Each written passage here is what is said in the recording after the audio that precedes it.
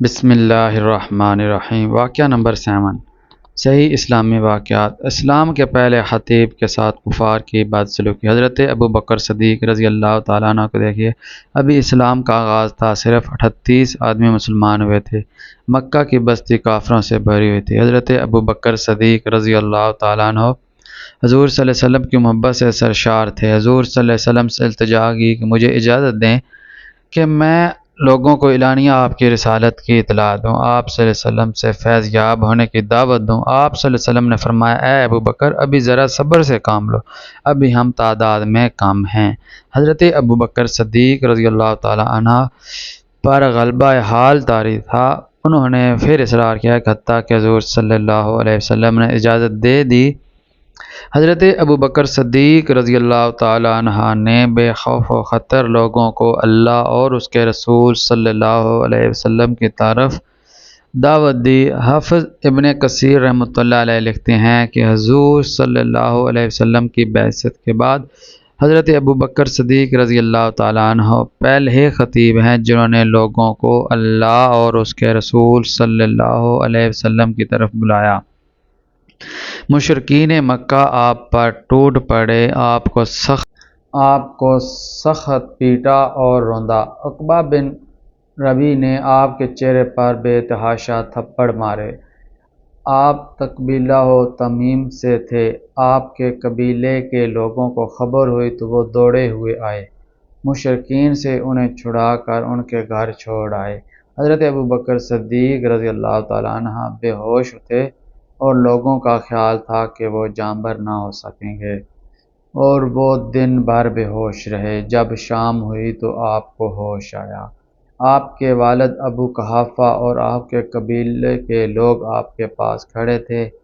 ہوش آتے ہی پہلی بات انہوں نے یہ کہی کہ رسول اللہ صلی اللہ علیہ وآلہ وسلم کہاں ہیں اور کس حال میں ہیں؟ ان کے قبیلہ کے لوگ سخت برہم ہوئے اور انہیں ملامت کی کہ جس کی وجہ سے یہ ذلت رسوائی تمہیں اٹھانی پڑی اور یہ مار پیٹ نہیں برداشت کرنی پڑی، ہوش میں آتے ہی جس کی وجہ سے سخت مار پیٹ پڑی برداشت کرنی پڑی، ہوش میں آتے ہی تم پھر اسی کا حال پوچھتے ہو۔ ان عقل کے اندھوں کو کیا خبر تھی کہ ان کی خاطر سختیاں جھیلنے میں جو لذت ہے وہ دنیا داروں کو پھولوں کی سیج اور بستر کے تاب پر بھی حاصل نہیں ہوتی۔ دوستوں، ایسی مزید ویڈیو کے لیے میرے چینل کو سبسکرائب کریں۔ ان کے قبیلہ کے لوگ مایوس ہو کر اپنے گھروں کو لوٹ گئے اور ان کی ماں ام الخیر سے کہہ گئے کہ جب تک محمد رسول اللہ صلی اللہ علیہ وآلہ وسلم کی محبت سے یہ باز نہ آ جائے، اس کا بائیکاٹ کرو اور اسے کھانے پینے کو کچھ نہ دو۔ ماں کی ممتا تھی، جی ماں کی ممتا آپ سب جانتے ہیں ایسی ہوتی ہے۔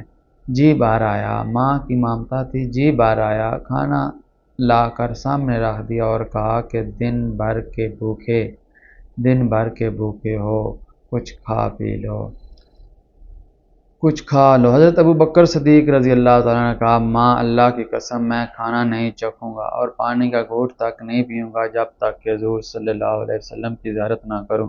حضرت عمر رضی اللہ تعالیٰ عنہ کی بہن ام جمیل آ گئی اور بتایا کہ حضور صلی اللہ علیہ وسلم بخیریت ہیں اور دار ارقم میں تشریف فرما ہیں۔ حضرت ابو بکر صدیق رضی اللہ تعالیٰ عنہ زخموں سے چور تھے، چلنے کے قابل نہ تھے، اپنی ماں کے سہارا لے کر بارگاہ رسالت میں حاضر ہوئے۔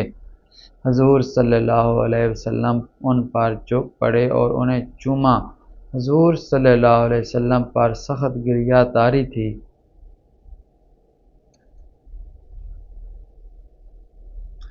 دوست